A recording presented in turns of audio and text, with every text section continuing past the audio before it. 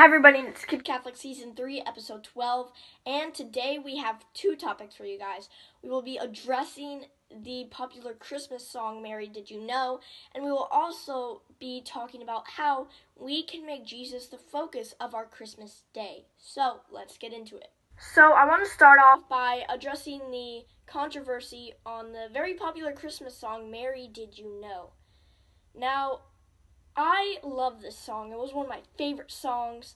I listened to it all the time. It was probably my favorite Christmas song. Then I really started paying close attention to the lyrics. And they're not correct. What they say in that song is not correct. And I was crushed because I love that song. But it's not theologically correct. And there are several lines that they say in it that aren't correct. But I want to start off by addressing these two lines. The first one is, Mary, did you know that your baby boy who you delivered would soon deliver you? Then the second line is, Mary, did you know that your baby boy would make you new? And both of those mean the same thing, which is that Jesus would save Mary from sin, which is not correct. Mary does not need saving from sin. And Dr. Edward Surrey really had a great example of this. Let's say your child is sitting on the washer while you're doing laundry. Your child then falls into the washer and the washer is going and going, and you have to quickly turn around to pull him out of the washer and save him. But if you had turned around just 1 second earlier, you could have saved your child before he fell into the washer. And so God saved Mary prior to her falling into sin, whereas God saved us after we fell into sin. And so Mary was saved by the time of her Immaculate Conception. When her mom conceived Mary, Mary was already saved. And so Mary does not need saving from Jesus. So the song says that she does, but she doesn't. And some other Christian denominations may think that that's true and that what the Mary Do You Know song is saying is correct, but it's not. It is not correct. To what we know is true, in Catholic teaching, those two lines are not correct. There are some more lines. It mentions a lot of Jesus' miracles. One of his miracles it mentions, for example, is, Mary, did you know that your baby boy would soon walk on water? Probably not. Mary probably didn't know. Because, again, Mary is fully human.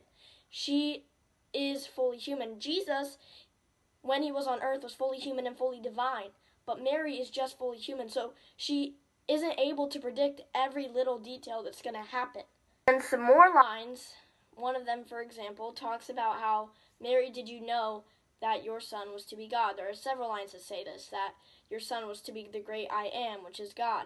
That, did you know that your son was going to save the world? And yes, she did know.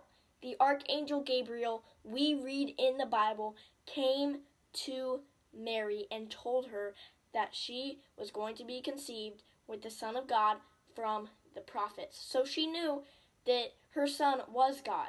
So we already have the answers to the stuff that the song is singing. So the song isn't correct. Most of it isn't correct. And I was crushed when I listened to the lyrics because I love this song. Yes, guys, the Mary Did You Know song is not correct. It really is pretty sad because I love that song. But it's just what it says, the stuff about his miracles, the stuff about, did you know that he was going to be God? And did you know that he was going to save you? None of that is true. Now, this doesn't mean that you have to stop completely listening to the song. That's not at all what it means. You can still enjoy the tune a little bit, enjoy some of the lyrics, but you just need to be aware that what it's saying isn't true. And it's not only the songs, there's several things in Christmas that aren't true. And there's several things not only in Christmas, but around the world in pop culture. Things that people are preaching and teaching, and it's heresy. It's not real. And we need to be watchful. We need to be aware. Like being aware that the Mary Did You Know song is not correct. So now that you're aware of that, what else can we be aware of in the Advent and Christmas season? Well, like I said last week, we can be aware that it is Jesus' birthday. That is what it's about. It's Jesus's. It's Jesus' birthday and we give each other presents. How does that make sense? So, on Christmas Day, what can we do to make Jesus the most important part of that day? And Father Christopher Brashears is the one who challenged us again to do this. He always makes us think during the Christmas season every year. Just like I said last week, how Father Christopher Brashears challenged us to do something special for Jesus for his birthday. This week, I am extending the challenge onto you guys, like what he also said, which is what can we do to make him the most important part of Christmas Day on December 25th, the actual day. I mentioned some of these last week. We could get a candle for him and sing happy birthday to him. We could put a present under his tree with his name on it, but what else can we do? Well, we could read we could say the Decade of the Rosary in the joyful mystery on Jesus' birth. Like maybe if we have a nativity set, maybe we take Jesus out of it the week before Christmas and then on Christmas Day put him back into it because he has been born. We can do so many different things. Do you guys have any suggestions?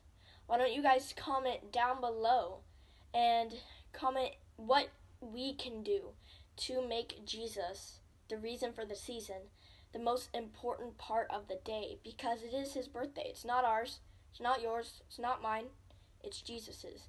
And so we need to make sure that we bring Jesus back into Christmas by making him the most important part of the entire day. So now that the topic is done, do you guys know what it's time for now? It's time for the Saint of the Week! Back at the Saint of the Week set, and today's Saint of the Week is Saint Veronica. Now, Saint Veronica is probably the most mysterious saint. We don't know when she was born and when she died. There is very little known about her, but the part that we do know about her is pretty amazing. When Jesus was being scourged and was walking the way of the cross and was beat and blood running down his face, Veronica, a normal woman, stepped out of the crowd and came and wiped Jesus' face. Everything that was going on, all the soldiers were behind him. Everything was happening. It was so violent. But Veronica still helped Jesus. And not only that, after she wiped the face of Jesus, Jesus' face was imprinted on the cloth that she wiped it with. Okay, I know most of the time I don't do 2 mind blowns, but I think this story deserves 2 mind blowns. Jesus' face was actually imprinted on that. Now, we're not sure if the Catholic Church has the real cloth that Jesus' face was imprinted on, because there were a lot of copies of the cloth in the 15th and 16th centuries, and the Catholic Church managed to get rid of all the copies in order to try to find the one true one. And we think that we found it. We do either have it in the Vatican or it was destroyed when the Muslims were invading and destroying the Catholic churches. But we hope that we have it in the Vatican. Either way, whether it's the real one or not, it is still an insanely awesome, crazy story.